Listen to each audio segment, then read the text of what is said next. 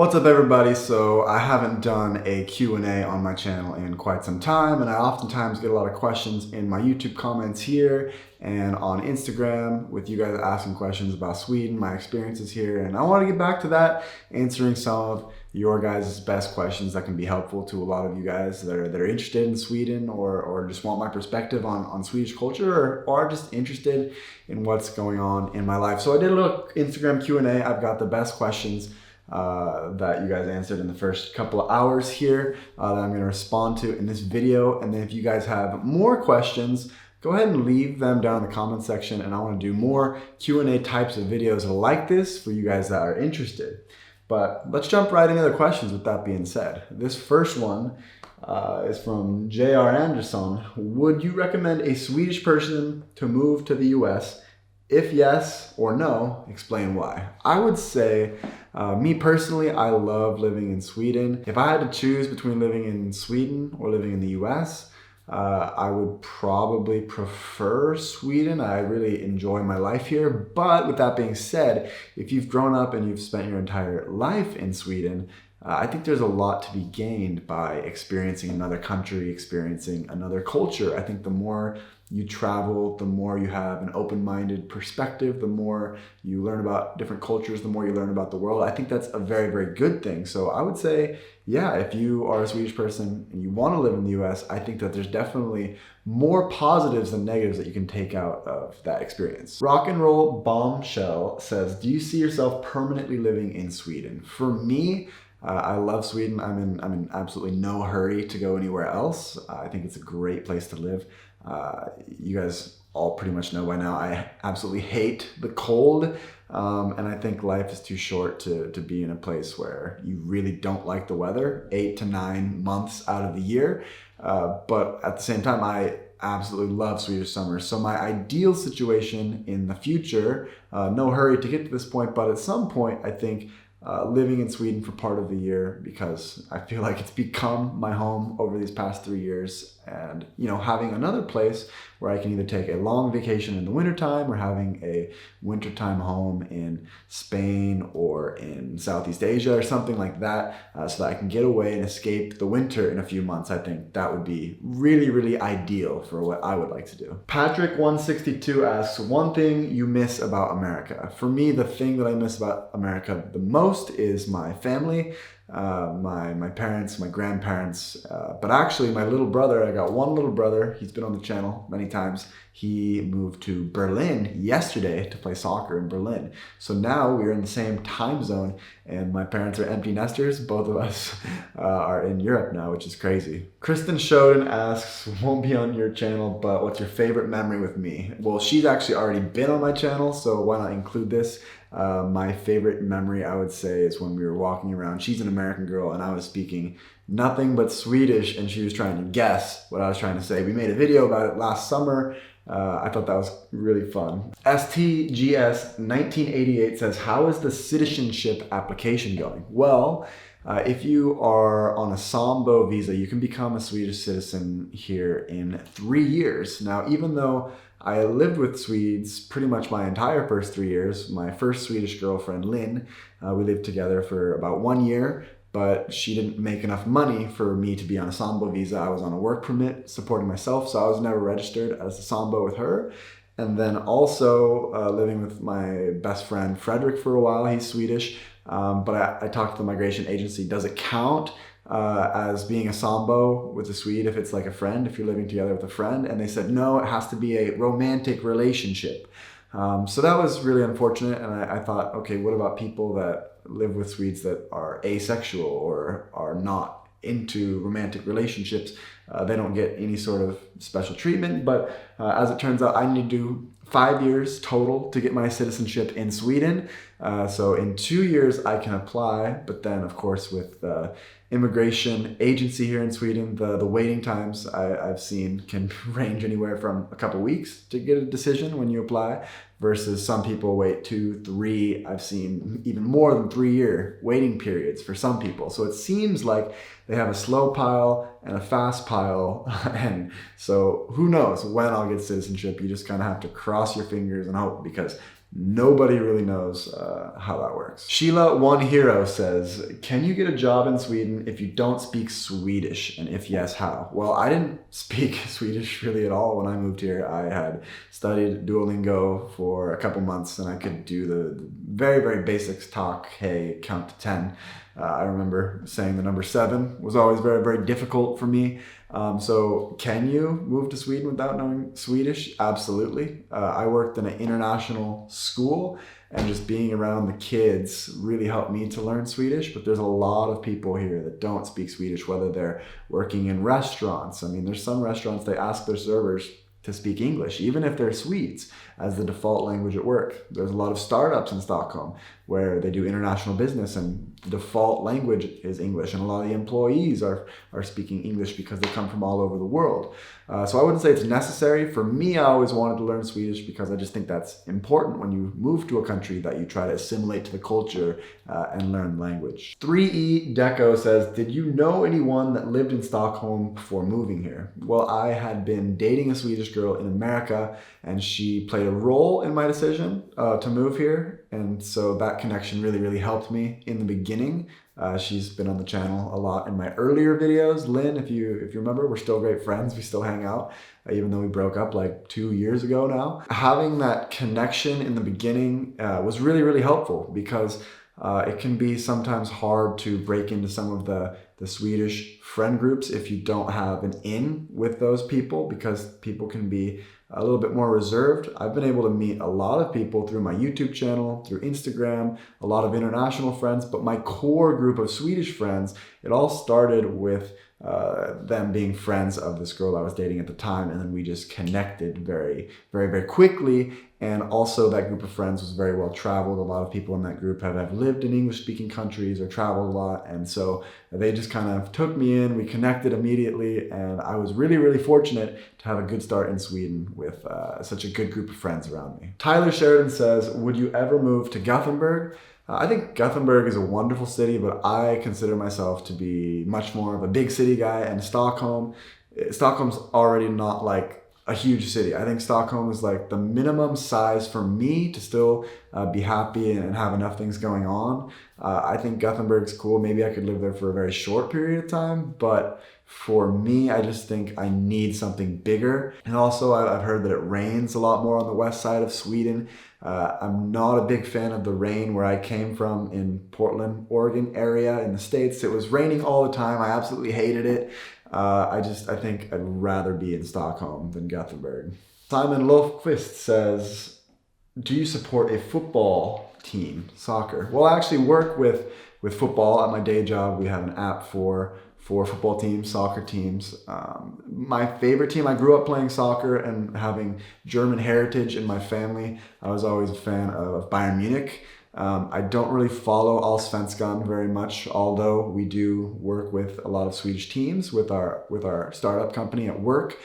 So I have a good idea of teams, and I have friends that are big Djurgården fans. I have some friends that are AIK fans and Hammarby fans and teams all over Sweden. I have the basics down, but I think when you support a team, it's kind of like, it's just like something you're born with a lot of times. So a lot of my favorite sports teams are, it's my parents' favorite teams, and just going back and back and back, like there has to be that deeper connection. So I don't really have that deep connection to any of the Stockholm teams. Susanus says, I hope I'm saying that right. Are you still with the girl on your previous video? P.S. You don't have to answer this. Well, I had a lot of questions about this actually. I was dating a Swedish girl. We dated for about 6 months, and we did have one video on my channel. I put it on the private just because we ended up not working out. She was a great girl. I have nothing bad to say about her. We tried to make it work. It was a fun relationship, but at the end of the day, I think we both sort of realized after a while that we weren't really the right fit for each other. And when you realize that, there's no point staying with somebody. On paper, we wanted a lot of the same things. I mean, she was really intrigued with Spanish culture. I was very intrigued with Spanish culture and trying to learn Spain. And like I said, I'd love to have a house in Spain someday or something like that. And we had on paper, a lot of great things in common and a lot of things that we wanted to do together in life. But at the end of the day, after 6 months of being together, I think we both realized that we weren't necessarily the best fit for each other. So we ended up ending our relationship about a month ago. I didn't want to make a big deal about it because she hadn't been on my channel very much, and I didn't want to make it a bigger deal for her than it was. It wasn't like my relationship with Lynn, where she had been on many videos, and I felt like, okay, we need to like make a video, and we decided to go our separate ways because she had been a much bigger part of my channel. But with Frida, she hadn't really been on the channel a whole lot, and so I didn't want to make it a public thing. I didn't want to bring a spotlight to it. Emily Light says, when are you going back to the US? Well, I actually had plans to visit my family in the US this summer. Didn't work out because of Corona, but although I miss my family, it's been nice to just enjoy some time in Stockholm in the summertime, because in the summers, I think Sweden is really one of the best places you can be in the entire world with the great weather.